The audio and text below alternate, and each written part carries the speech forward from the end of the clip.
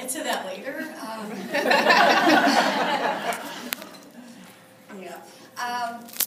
I stand up in front of kids every day. I'm at the front of a classroom. I've done public speaking before, but inevitably, there's like the pit in your stomach every time. I always like to think Jerry Seinfeld had a bit on this. I don't know if anybody had ever heard this. He discusses public speaking as the #1 fear that people have. #2 is death.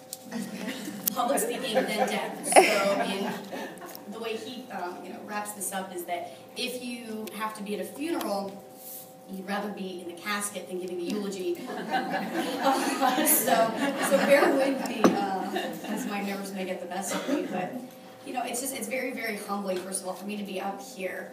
When I think about the women who preceded me, the local judge, we've got my favorite real estate tycoon, emergency room doctor, president of a manufacturing company, and a former tax commissioner for the state of Ohio. You couldn't even write a book about these women. It would have to be like a bound set of volumes.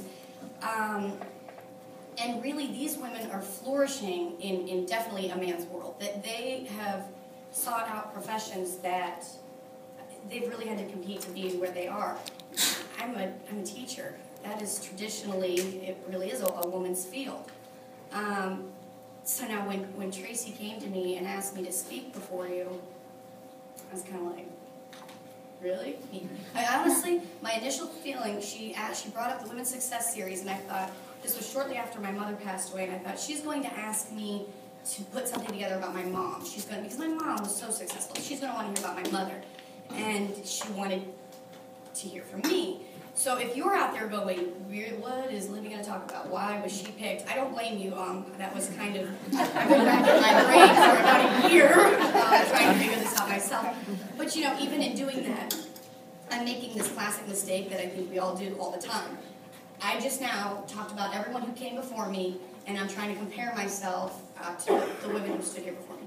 And we do this all the time. We stack ourselves up against others that we know, against their accomplishments, their looks, whatever the case might be, and then we always feel we're coming up short. That's not fair for us to do to ourselves. Now I look around this room, and I know many of us know each other through the roles that we play in the community. Some we've gotten to know each other over the course of the last year or so, thanks to the endeavors of the ladies on this committee. Now, as I work to develop an outline for today, I was thinking about what Kathy said when she spoke, and that is, Kathy, you knew coming into this, people know you. They know your face, they know your name. I think real estate, Bob's wife, she's mom, they know you. And so you kind of reflected on what don't they know, what's the untold story of Kathy. And so I was very impressed by her presentation, so I've tried to take a cue from her and think, what do you want to know about me that you don't already know? I'm assuming everybody or most know I'm Dan and Betty Drabick's daughter. Dan and Betty Drabick having the former Dante's Pizza and Pasta House that burned down it's almost been 3 years now. That was May, I think, of 2011. So I waitressed there since I was 14. And really, like Tracy mentioned, that was where I got to know Tracy. And Michelle really would come in with the library crew. And a lot of your faces, I used to wait upon your table. So now that I've been commissioned this task of sharing my story of personal success, thinking, I'm a really good story. I like to think I'm a really good storyteller, but I've never told the story of my success because until Tracy asked me to tell it, I didn't know I had one to tell. So that was difficult to reflect upon, and I would challenge everybody in this room, to please think about it. First of all, you never know when she's going to sneak up and get you. So be prepared. But really, stop and reflect upon your story of success. I'm a teacher, and I was bound and determined to give you all an assignment before we left for the day. It could have been a 5-paragraph essay.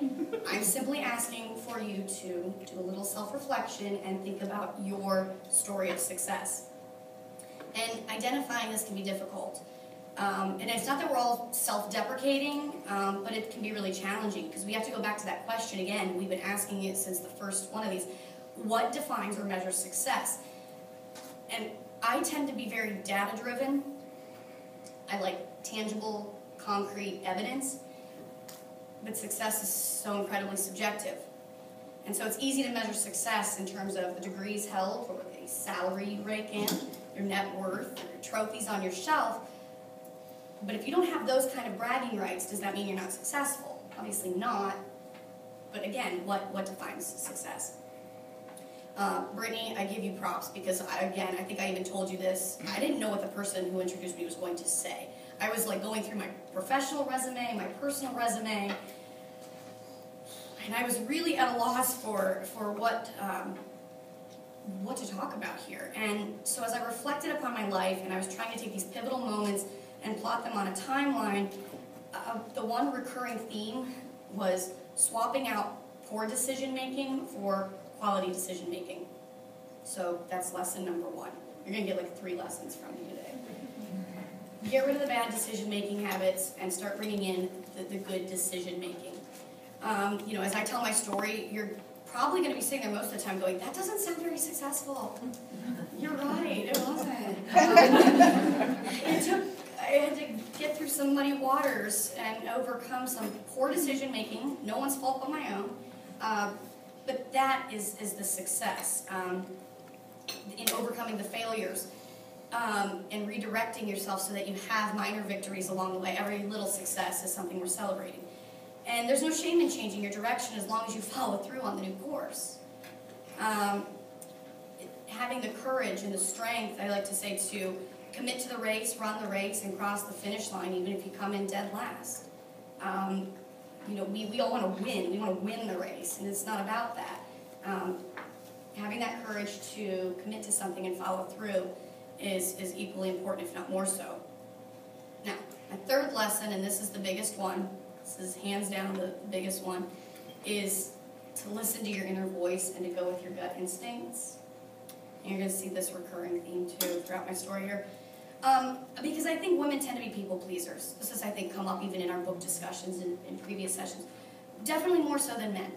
And it's not that we need everyone to like us, but we do want to make people happy, especially those that we care for or deeply respect.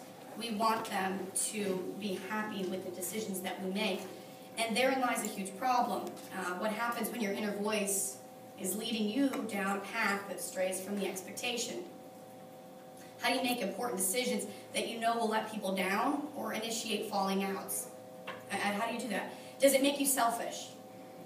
And I really hate that word. I know Sheryl Sandberg and the Girl Scouts have now done this band bossy thing, and to me it's when I want to like slay selfish or something. I hate the word selfish. And my mom was probably the most selfless person I've ever known.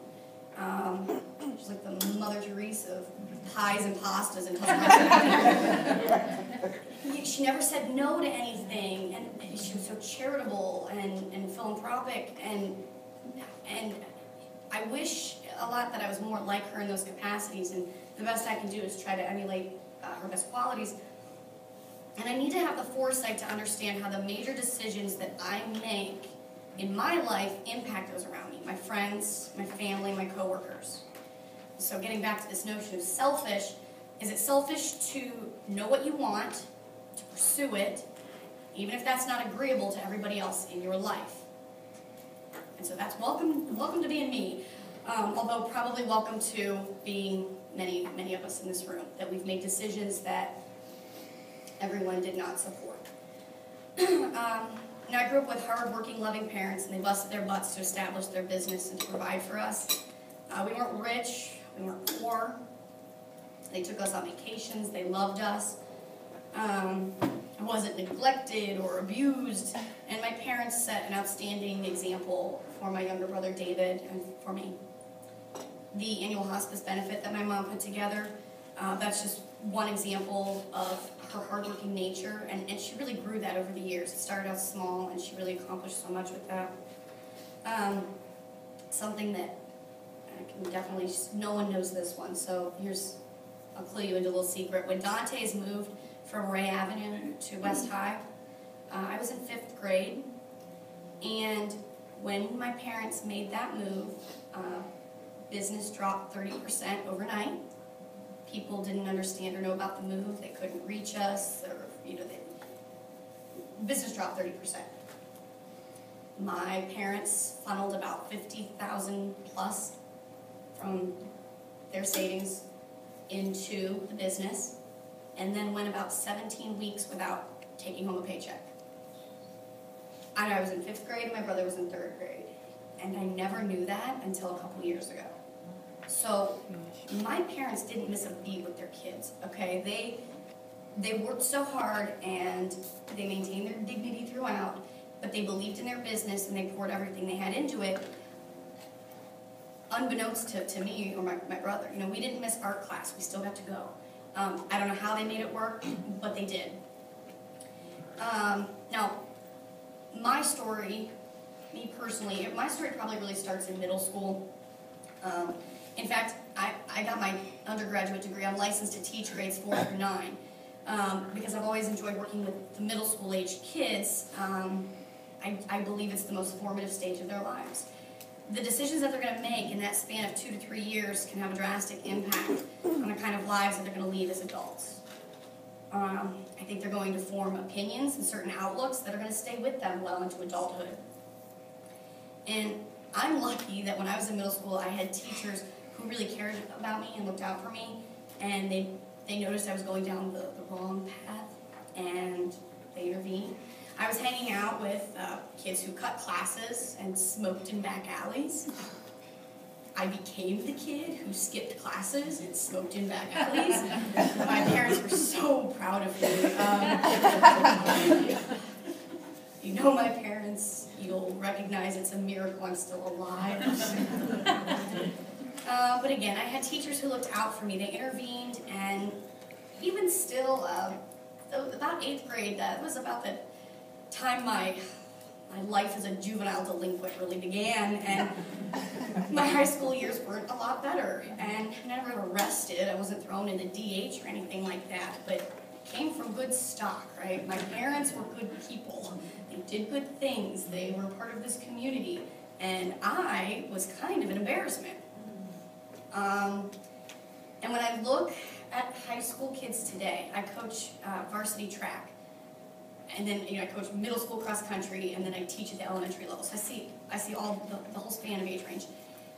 When I look at high school kids today, the ones that I know, I'm so proud of them, and yet so filled with regret myself because I squandered such what could have been amazing years. I'm so glad Brittany reflects upon this a little more fondly than I do, because what could have been some of the best years of my life, I was working really hard on all the wrong things. I wanted to fit in with the right crowd and wear the right clothes, and I really wanted to party with the right people,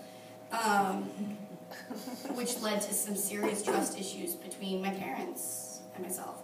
I was a liar and a sneak because that was the only way I could get away with doing the things I wanted to do. Now, this does not connect to my go with your gut. That comes later. It's also not a bad idea to listen to your parents' voice. But we battled a lot, and I didn't participate in any sports, even though I was athletic. And I didn't strive for an amazing GPA, even though I was pretty bright.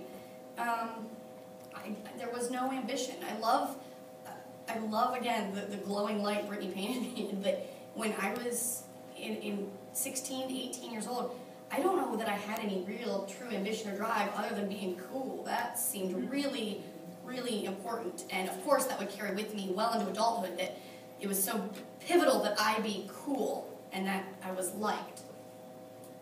Now, my parents geared me towards post-secondary education, which I am a big advocate for. I came here to Kent, and I did that my junior and senior years. Got all the prereqs out of the way. I graduated high school with 36 credit hours, free and clear. Now that seems like I'm on the fast track. I'll be able to get my degree really quickly and get out there into the real world. That's all well and good if you have a real purpose, something that's really beckoning you. But I didn't so much. So I got all my prereqs out of the way, and then went to college and declared I was going to be a business major. marketing and sales as a double major. I wanted to wear pantsuits and sit behind a big mahogany desk.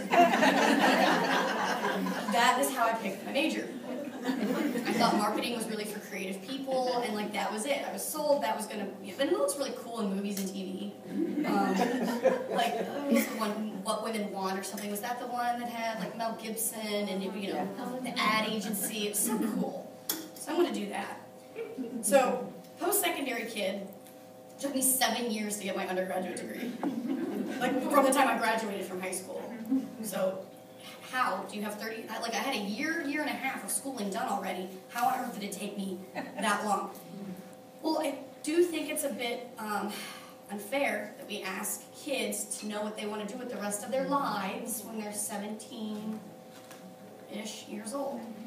I did not know what I wanted to do with the rest of my life. Fast track isn't necessarily the right track. Like I said, I started as a business major, marketing and sales. And if you should see my undergraduate transcript. It's littered with D's and F's and withdrawals. At one point, I actually withdrew across the board. And after my first really bad semester, my parents, I think they paid for the first semester or something. And when that was really crummy, I had like a custodial savings account.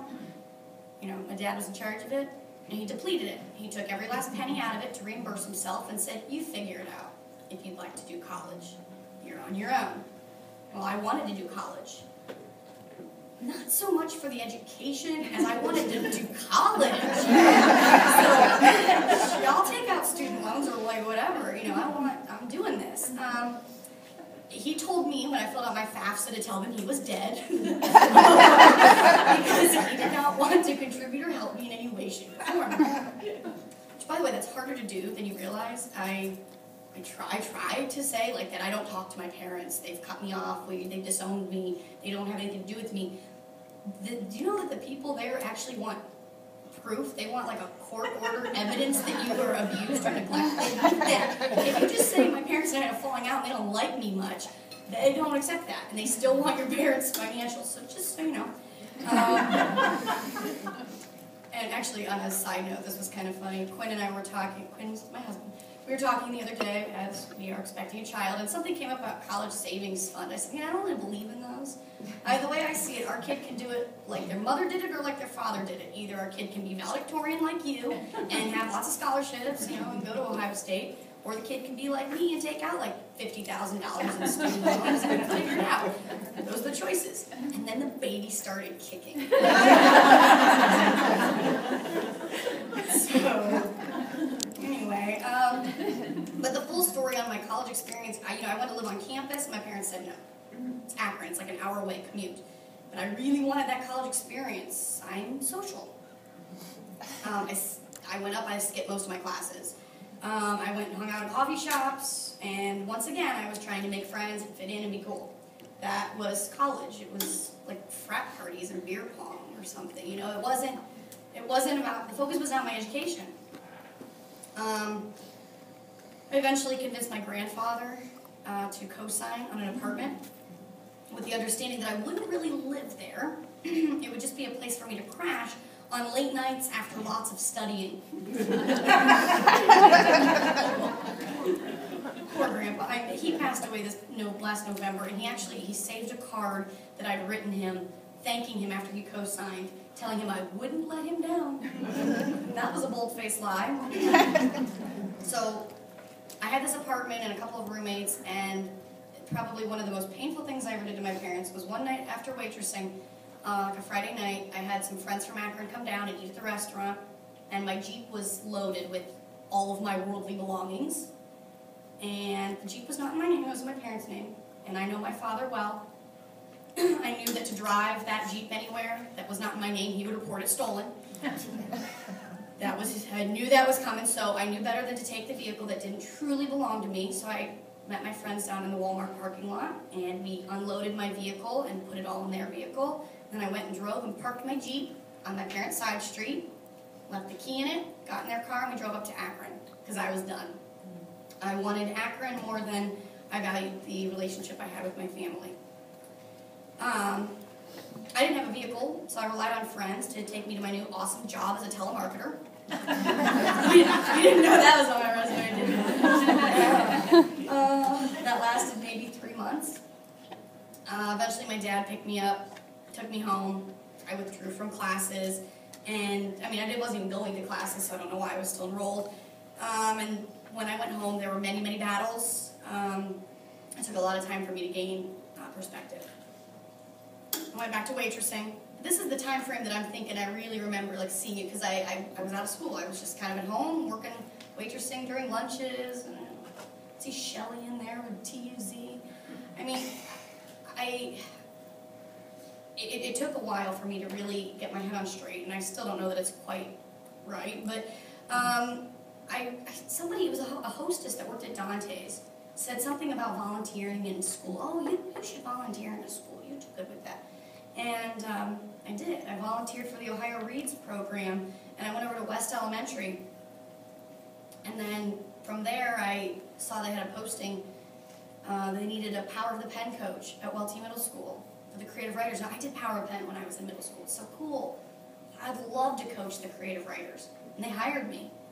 And so even though I wasn't within the system or teaching or anything, I did get to work with the middle school kids. And I thought, this is so cool. And something was really clicking. And I remembered what my 3rd grade teacher, Barb Bolin, said.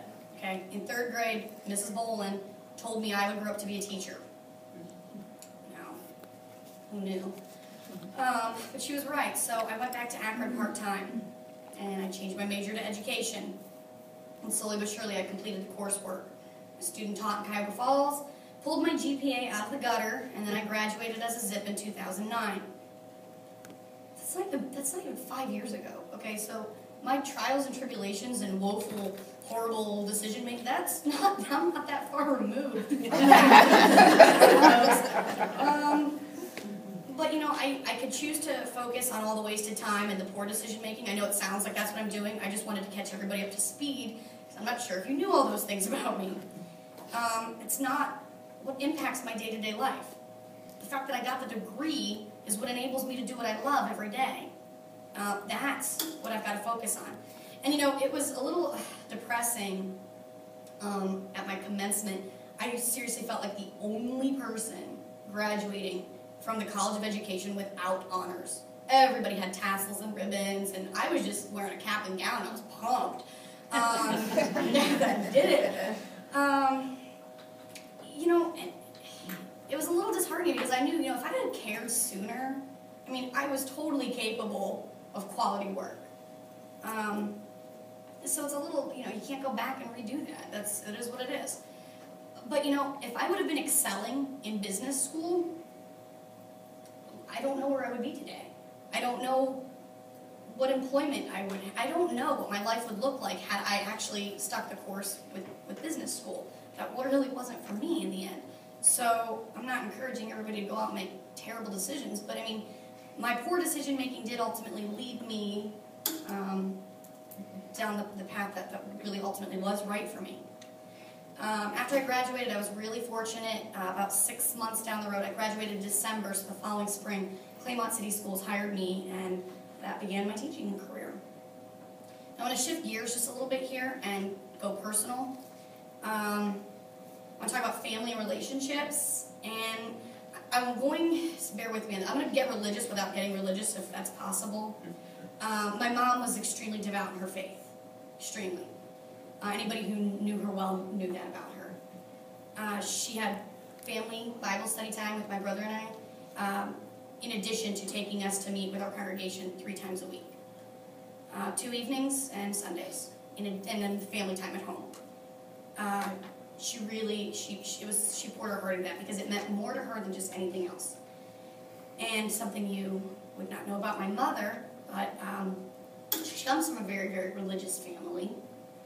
And when she was in her late teens, early 20s, she chose a different path herself. And in doing so, if you can believe this about my mother, she was kicked out of her house. Her family, my grandparents, kicked my mom out of the house for choosing a different path than the way she'd been raised. She was taking a stand on what she felt was Bible-based truth. It was what she believed, And that's kind of what happened in her life. Now, when you fast forward to my upbringing, I don't have any objections to the way that I was raised at all. But I was never able to commit myself to the faith that my mom was trying to raise me in. And I'm telling you, she wanted that more than anything else. My education, my career, while she was proud of those kinds of accomplishments, the thing that would have made her most happy in her life would have been to see that I followed suit with the way that she was bringing me up. And, as I was growing up, all the friends that I had in the faith, they were choosing to get baptized. And I struggled with that decision. And this was happening when I was like 12, 13, 14 years old. Again, I talk about, 17 years old, 18 years old being a difficult time to pick the career you want for the rest of your lives.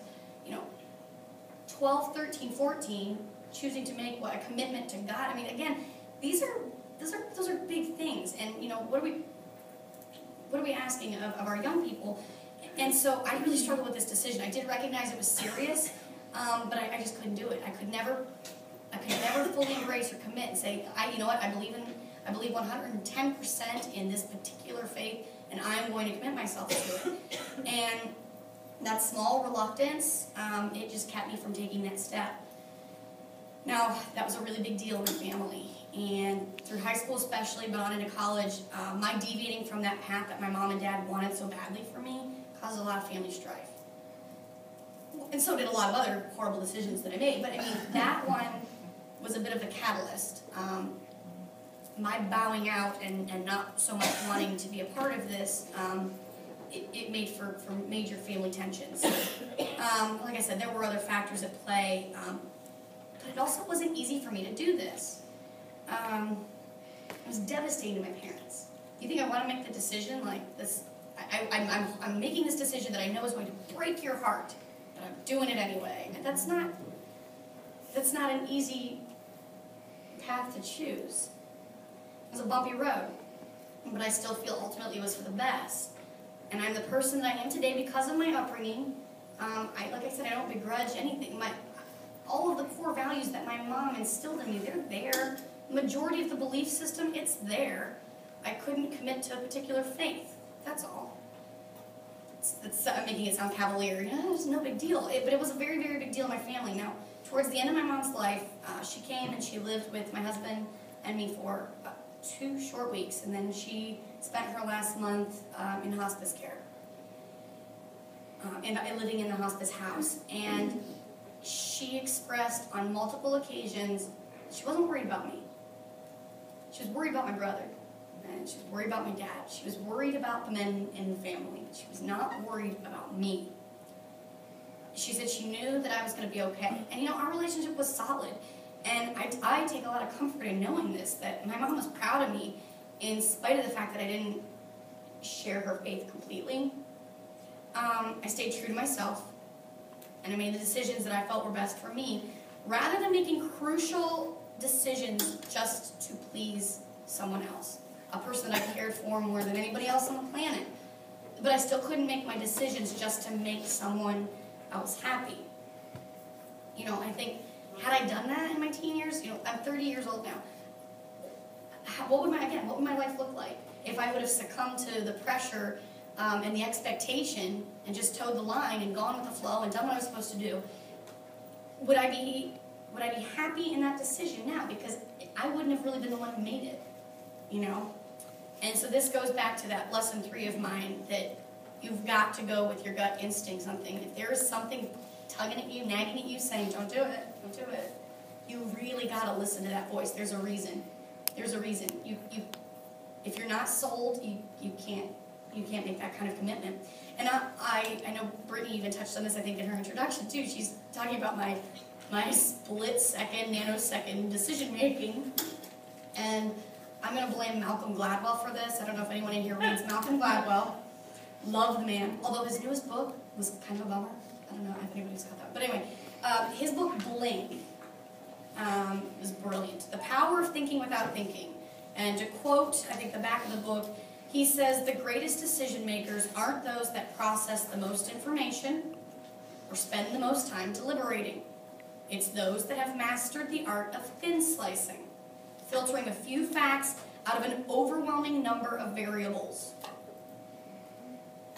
I'm not always good at this, but I've gotten better. I can't go into a restaurant with a menu that has more than like 2 pages without feeling overwhelmed. Sometimes I narrow it down to 3 choices and ask the waiter or waitress to pick one for me, just bring something. Because it's too much to process.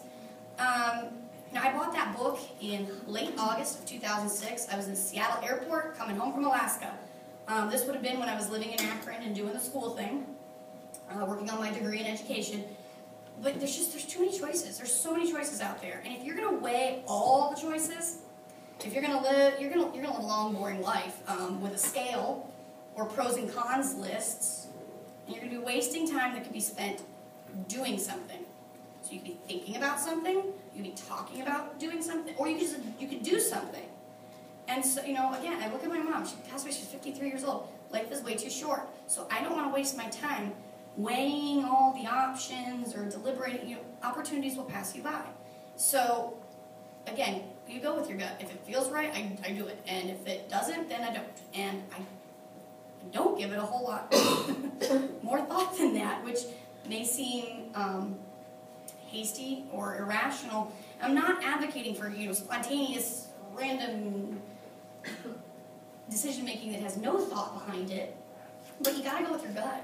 And so Brittany gave the example of the master's program. I've been kicking around the idea of getting my master's degree, and I had taken some courses at the ESC over the summer, and in order to get grad credit for them, I think I had to apply to Franciscan because they were the ones actually giving you the credit. So I applied to Franciscan, not officially. I was just doing it to get, obtain like 3 grad credit hours for some workshop. But then they sent me information in the mail. They sent me all the right brochures and pamphlets, and the price was right, the program was right, the timeline was right. I didn't stack it up and weigh it out against a number of other schools. I've already got my career. I'm already in school.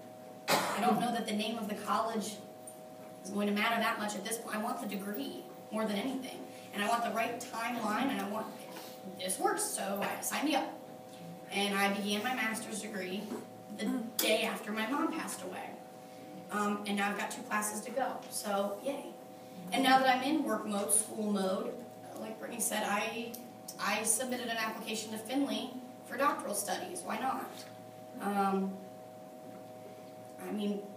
Tomorrow's going to come no matter what, right? Hopefully, so I can have tomorrow arrive without me having applied, or I can sleep well knowing I applied and I'm waiting to hear back and see how things go. Again, I didn't weigh all my choices. I looked at a few, but their package deal looked pretty good, so I said, let's give it a shot. Now on that note, I'm going to jump back now to personal life stuff again, in decision making and rash decisions and things of that nature. Getting married, not so much a rash decision. I have a lot of friends who got married very young, in their, honest to goodness, their late teens, 19, or in their early 20s. And my philosophy on this has kind of always been, one idiot plus another idiot does not a genius make. And the idea being that, at 20, come on, we're idiots. Even the best of us, the brightest, we're still kind of idiots. You've got to get through the education or find the career path or kind of determine who you are. Get it figured out a little bit more concrete than 20, okay? And if you take one 20-year-old and then you combine with another 20-year-old who also doesn't know who they are, and you've got 5 to 10 years of growing and changing, and this metamorphosis that can occur in a decade could be kind of scary for the ramifications that can have on a marriage. And so I never really took that lightly. So I do think some things through. And I look at some friends who rushed into marriages and they didn't give a whole lot of thought to the family package. I'm lucky. I married a man whose family already had a relationship with my family. We're good. We're friends. It's wonderful. That makes things easy. But I've seen people commit themselves to not just a husband or a wife, but a whole family, and it makes things pretty rough. So these are the decisions we weigh a little more carefully. Also, I think the little write-up on the flyer for this, I'm going to school and I'm teaching, blah blah, and I'm learning how to juggle the domestic life stuff, something to that effect. Does that sound right? Mm-hmm. Okay. Well, I'm still working on that part of things, because as it turns out, I don't know if you know this or not, many of you probably are married or have been married. It turns out that, especially if you wait until you're like 28 years old or 29 years old to get married, and you've been very independent for a long time, living on your own, paying your bills, making your own decisions, apparently when you get married, you don't get to do that by yourself anymore. There's like this give and take concept, or there's this coming together where you have to agree on things, and sometimes you don't. And that is interesting. That is difficult for a person such as myself, who is confident in the decisions that she makes. And again, I've just gone over my process. It's pretty speedy. It's pretty, I make quick gut decisions. My husband does not. And that's not a bad thing. We are countering each other and creating balance so that he can slow me down a little bit to make me think things through, just a smidge.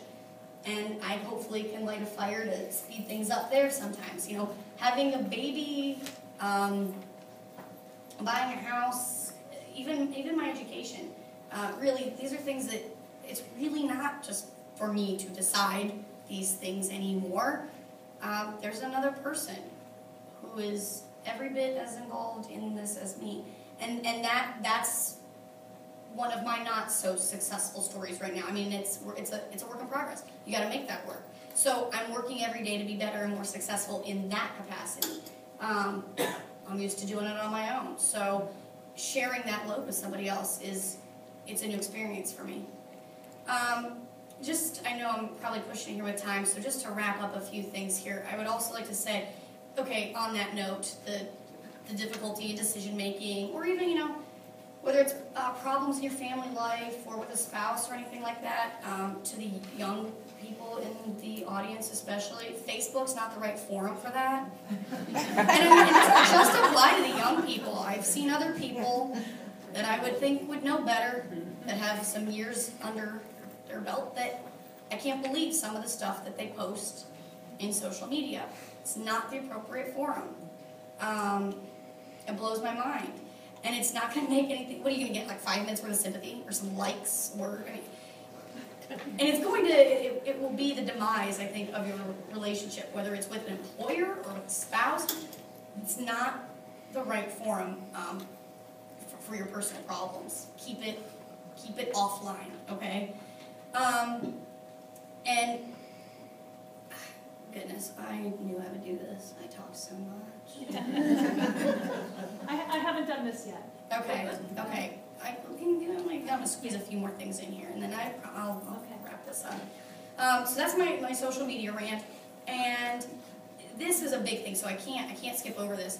I mentioned how I got hired at Claymont, but I haven't actually gotten to the part where I got hired by Philly, which is where I teach now.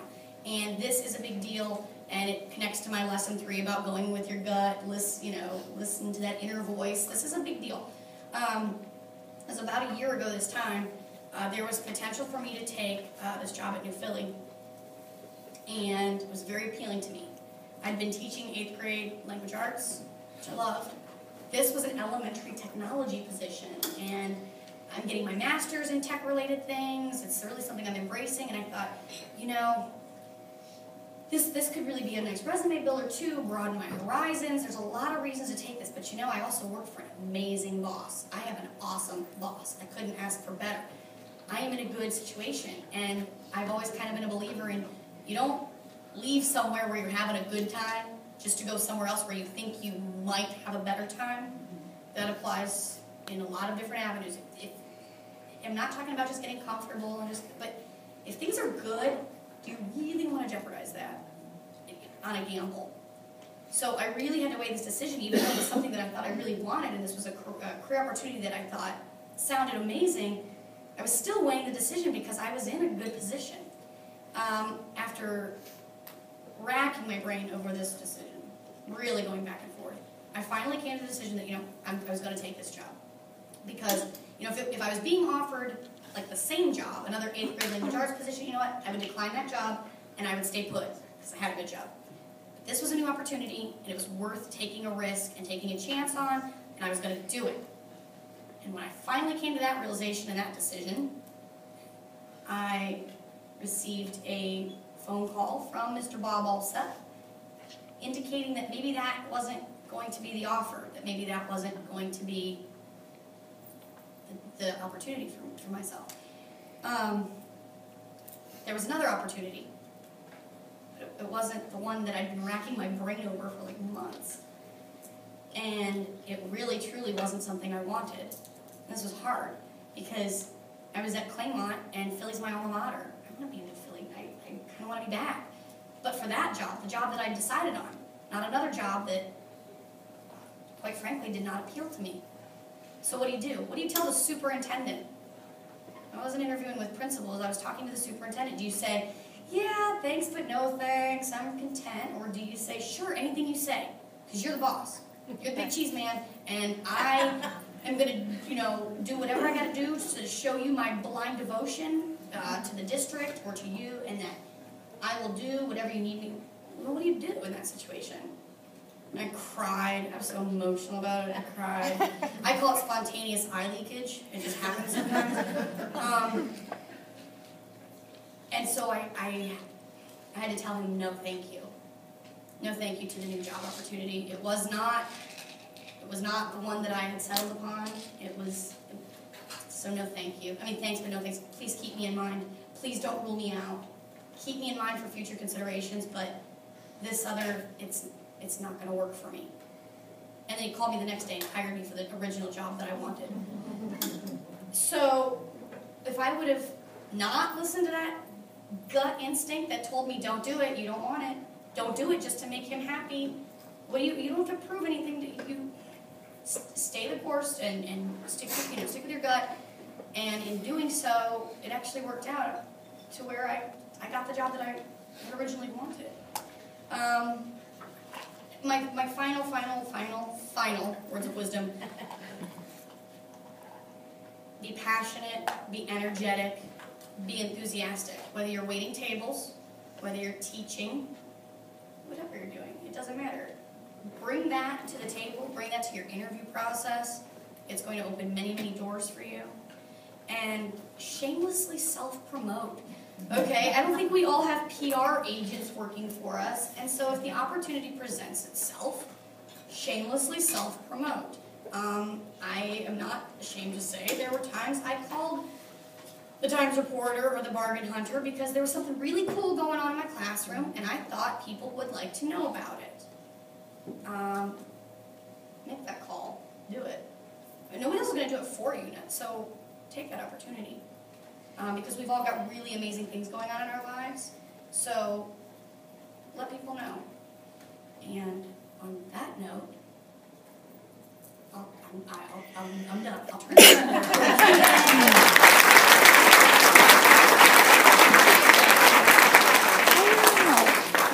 Give me Peter. Is this the cone of loudness? You can hear me without the microphone? Because we do have time for questions for the...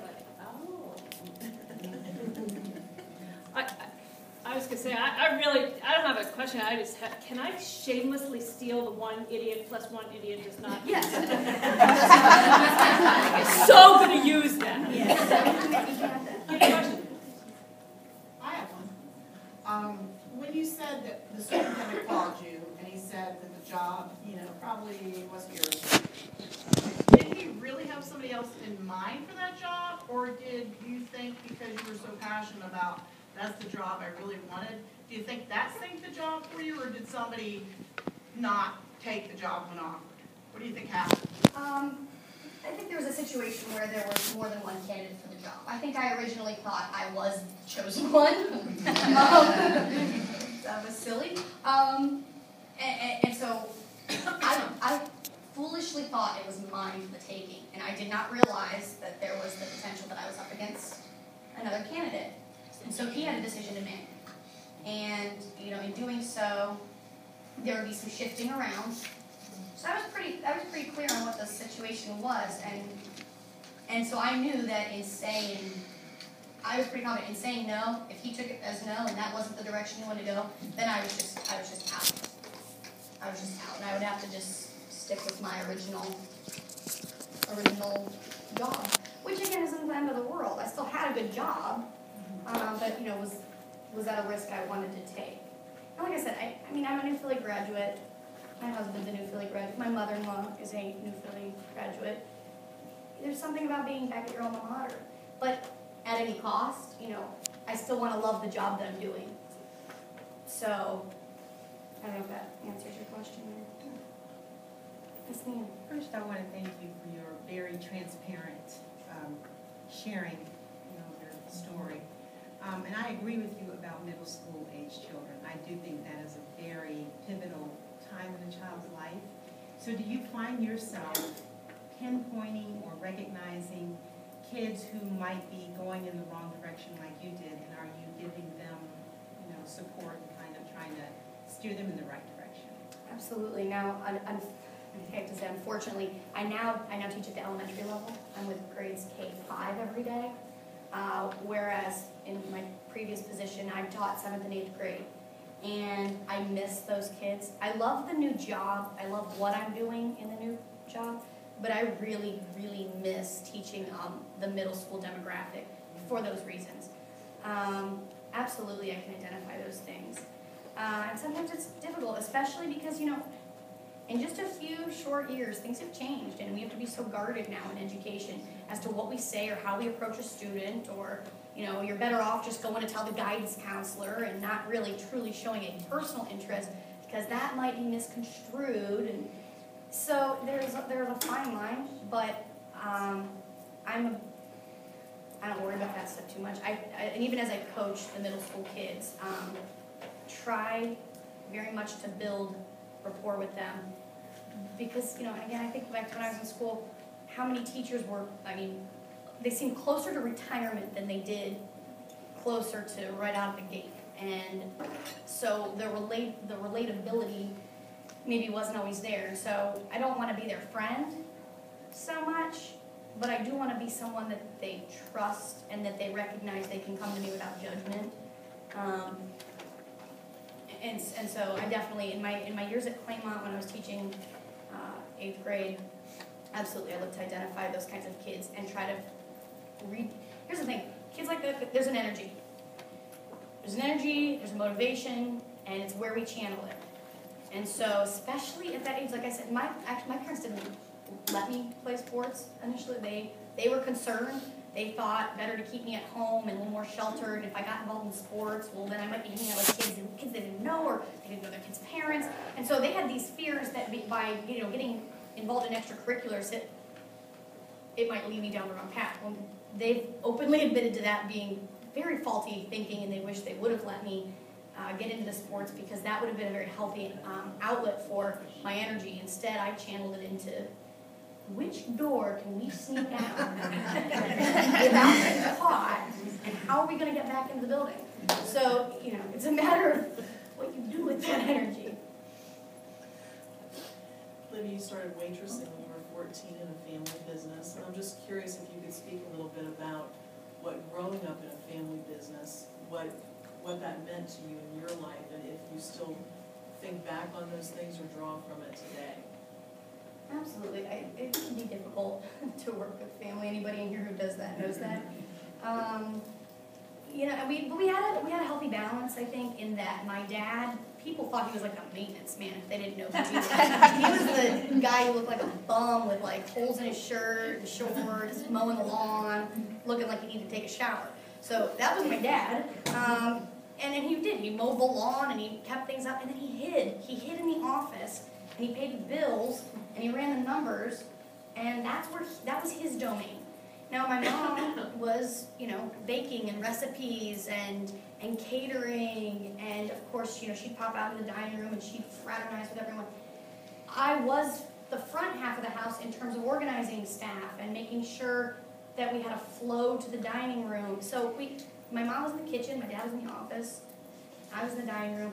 So we all kind of had our niche, and that's what, people in the aftermath. In case anyone was asking this question, no, I'm sorry, Dante's isn't coming back, we're not rebuilding.